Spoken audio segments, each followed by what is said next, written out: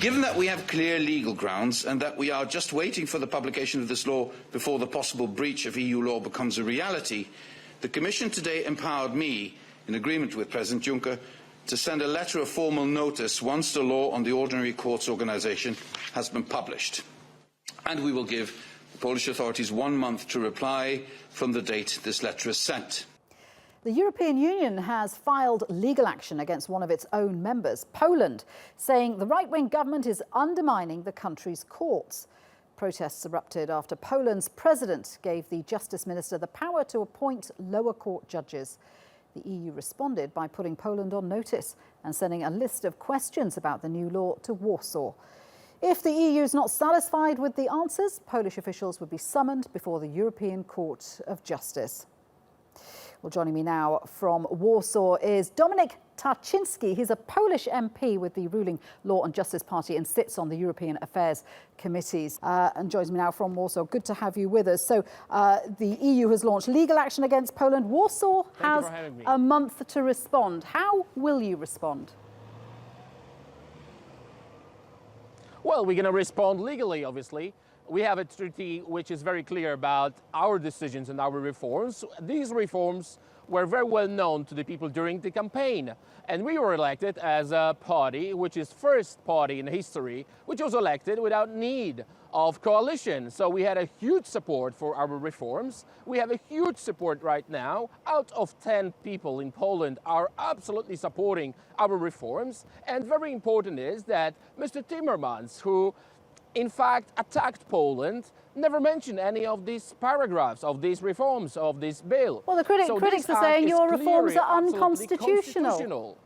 No, the EU is saying they're unconstitutional. And when you say you've got... I'm very worried about it. When you say you've got support from the Polish people, you had tens of thousands of people out on the streets protesting against these changes. Which means that democracy in Poland we are all good. People can protest, people can say we do not agree with that, and this is the part of the society which probably did not vote for law and justice. So I'm happy that no one is shooting these protesters as they used to be shot by previous government, and previous government used to say that nothing's happened because they used rabbit bullets. So this is reality in Poland now, and according to the Constitution, I would love to read out Article 180.5 of Polish Constitution to you, to Mr. Timmermans, which is very clear.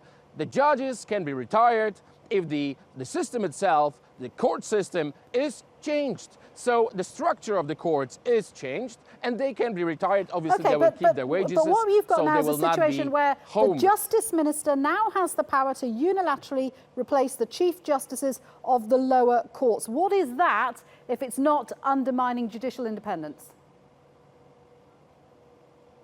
Thank you very much for this question, which is very important, because this is not true.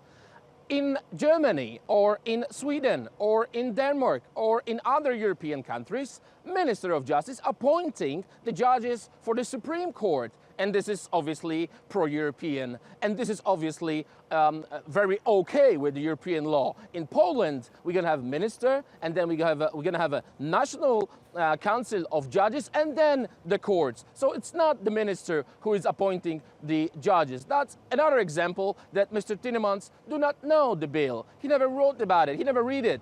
He was the one who really get the message from Polish opposition, and he's trying to tell us about the rule of law. And this is very important. He's not coming from the country where tribunal court exists. Can you believe that? And he was not even elected in a democratic elections. He doesn't have the mandate to tell us what to do. OK, but why is the Law and Justice Party trying to exert control over the judiciary? Because some observers say the party is trying to move Poland away from liberal democratic model of government, more towards a populist form of corporate nationalism.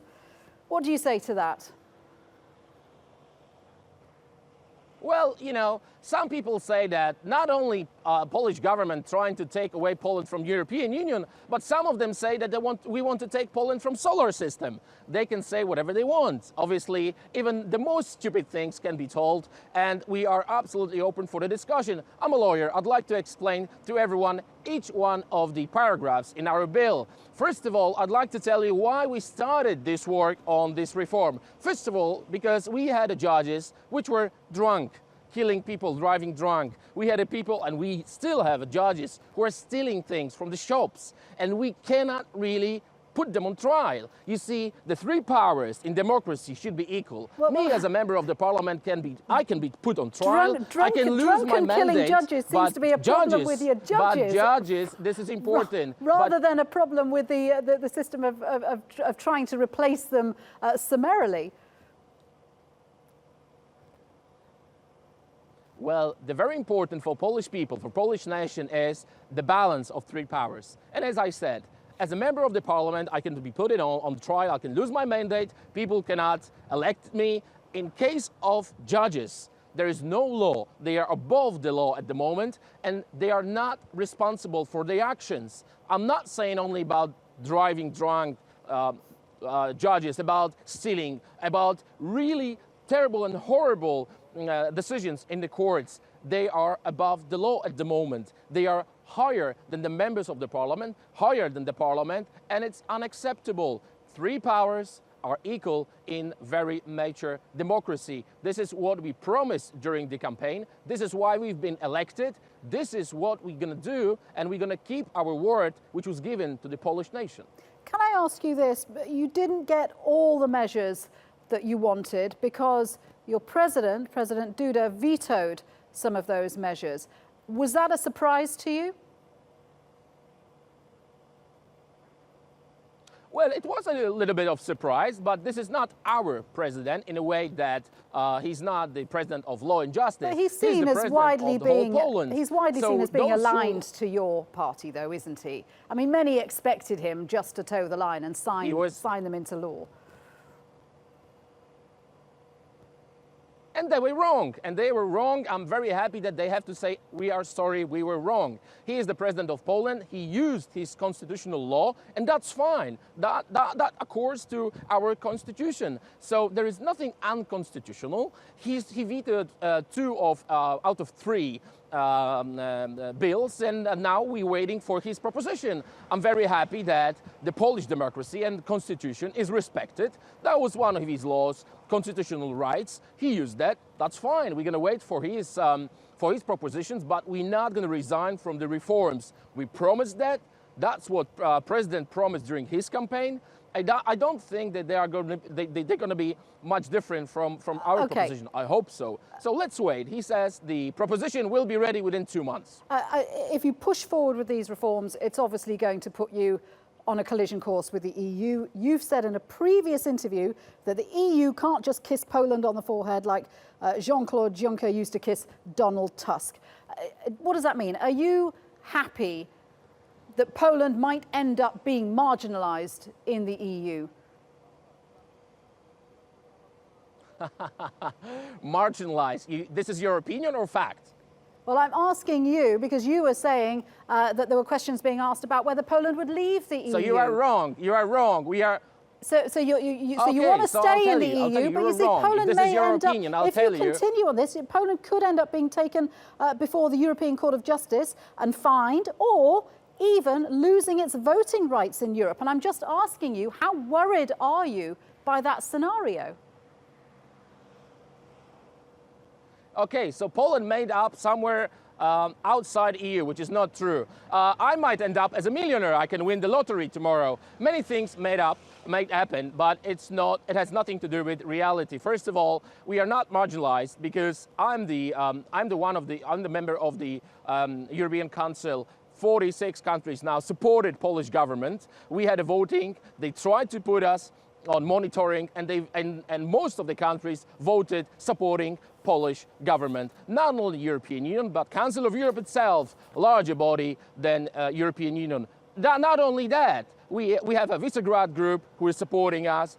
We had many partners who said we're not going to vote against it. You know, if anyone would try to put any sanction against Poland, they need 100% votes. Hungary, Czechs and others, they already said, no, we're not going to support it because it is not right. We have the right to discuss it. We have the right to put our reforms and we have a right to prove it that they are right and correct and accord to our constitution. As I said, I'd like to have essential discussion. I'd like to discuss about the paragraphs, not about political opinions like from Mr. Timmermans or Juncker. I think Mr. Juncker has his own problems he should be focused on, and political opinions are not correct. I think the most important now for European Unionists to be very tight, to be together. Brexit was a very bad decision. Well, bad for the European Union, that's not exactly for the nation who decided that's exactly that they want to why leave. so many people are worried about the EU's cohesion because of the position that Poland has taken.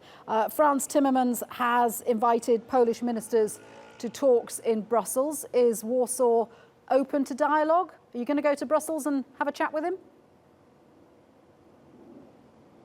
We are very open for the discussion. I already had a chance to discuss many things with Mr. Timmermans in the Council of Europe. When I asked him very essential questions, he wasn't able to answer.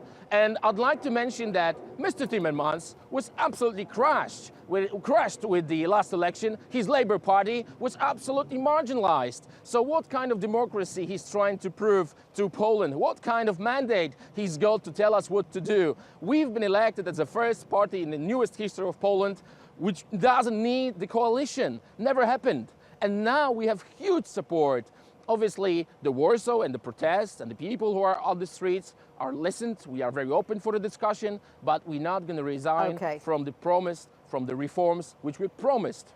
Dominic, we're going to have to leave it there. Thank you very much indeed for speaking with us. Appreciate your time. Dominic TARCZYSKI there. Pleasure.